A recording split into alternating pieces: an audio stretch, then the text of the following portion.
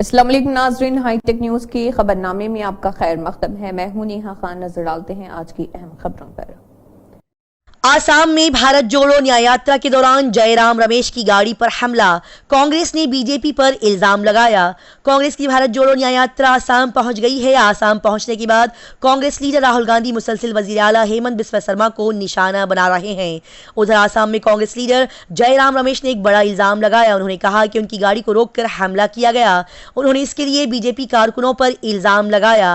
कांग्रेस की जानिब से एक्स पर वीडियो शेयर करते हुए लिखा गया कि आसाम में भारत जोड़ो न्याय यात्रा के दौरान बीजेपी के गुंडों ने कांग्रेस जनरल सेक्रेटरी जयराम रमेश जी की कार को रोका और कार पर यात्रा के स्टिकर्स फाड़ दिए। साथ ही लिखा गया कि कैमरामैन और कांग्रेस की सोशल मीडिया टीम के दीगर अरकान बशमूल खवातीन पर भी हमला किया गया।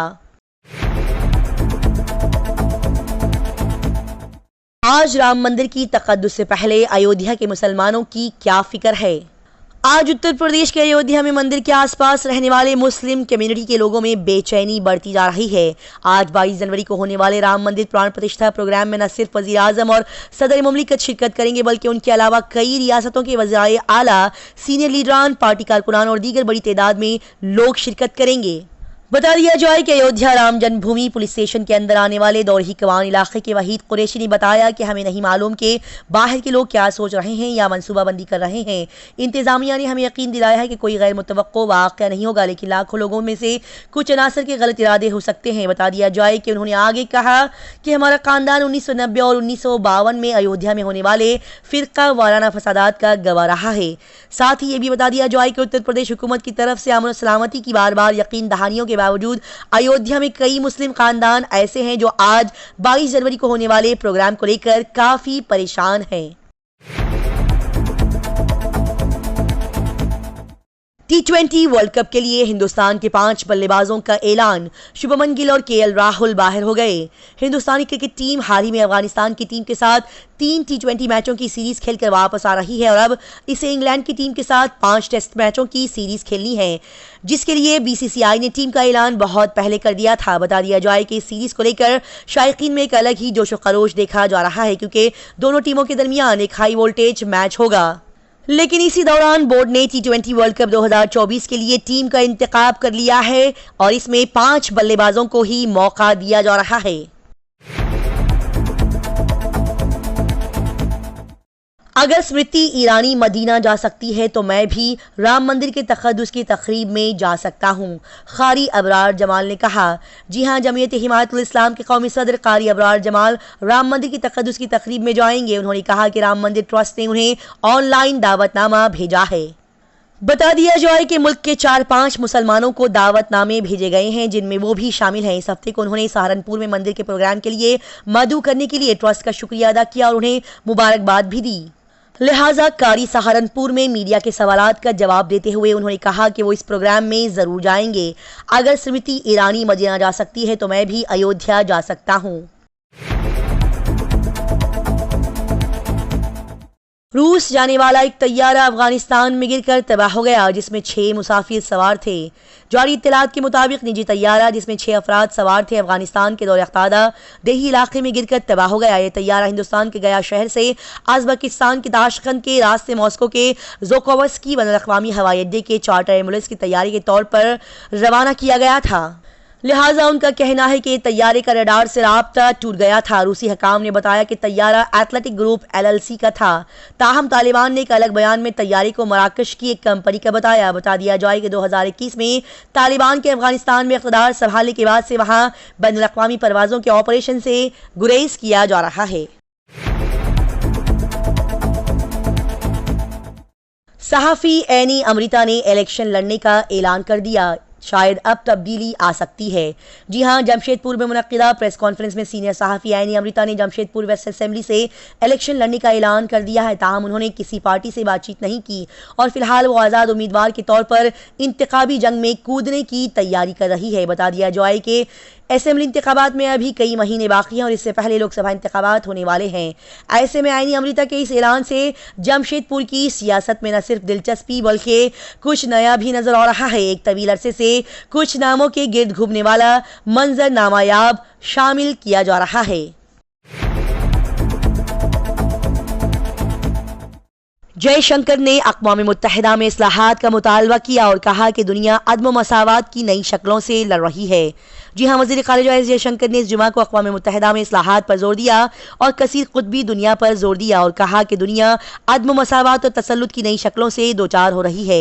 लिहाजा युगांडा की राजधानी कंपाला में नावाबिस्ता तहरीक NAM सरबराही इजलास से खिताब करते हुए जयशंकर ने वसुधैव कुटुंबकम से मुतासिर हिंदुस्तान का विजन पेश किया। उन्होंने कहा कि 2019 में आज़रबाईजान की दारुल-हुकूमत हक़ो में NAM मीटिंग के बाद से दुनिया मुकम्मल तौर पर बदल चुकी है। उन्होंने मजीद कहा कि कोविड-19 वबाई मर्ज ने हम सबको तबाह कर दिया है, जिसके जख्म भरने में नस्लें लग जाएंगी। तनाज़ात चल रहे हैं जिनका असर दूर दूर तक महसूस किया जा रहा है। खास तौर पर गजा हमारी तशवीश का मरकज बन गया है।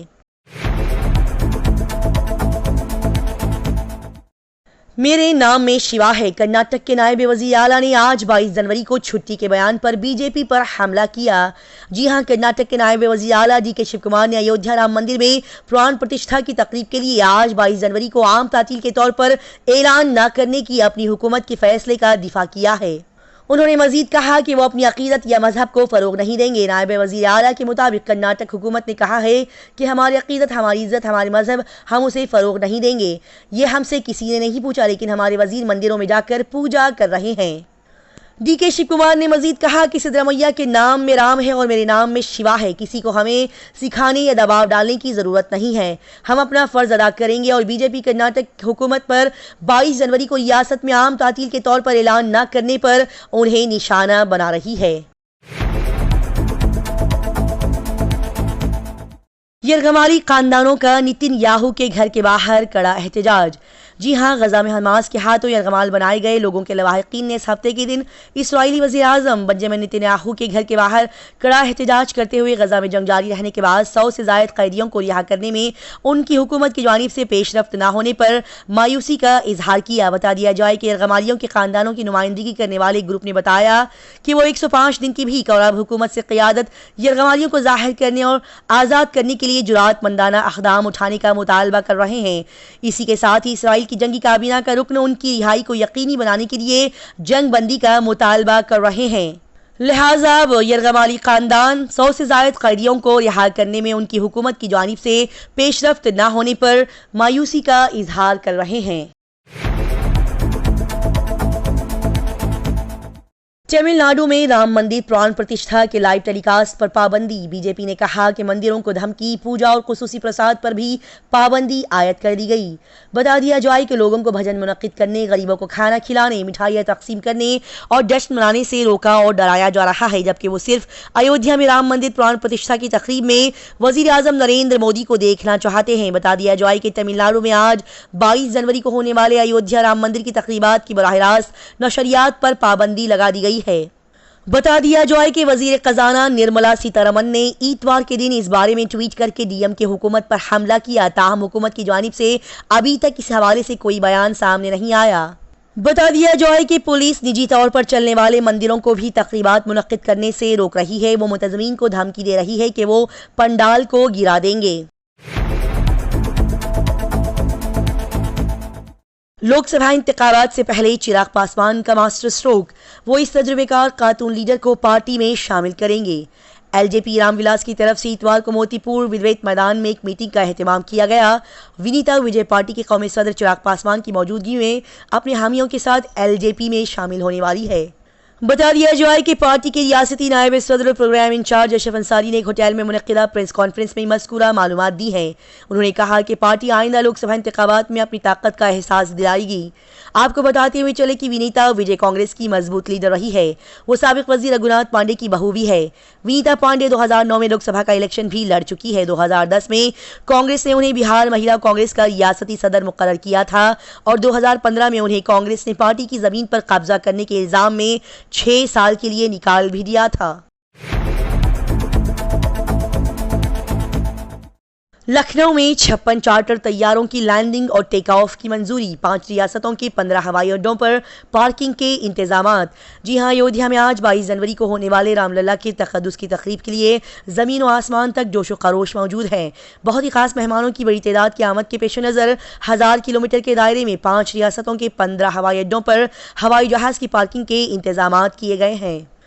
एयरपोर्ट अथॉरिटी ऑफ इंडिया के जराये के मुताबिक लखनऊ, कानपुर, प्रयागराज, वाराणसी, कुशीनगर, गोरखपुर, रायबरेली, फुर्सतगंज, देहरादून, पटना, गया, देवघर, खजुराहो, भोपाल और इंदौर के साथ साथ हवाई जहाज की पार्किंग के लिए शनाख्त की गई है। बता दिया जाए कि रायबरेली, फुर्सतगंज समेत कुछ दीगर हवाई अड्डों को भी तैयार रहने को कहा गया।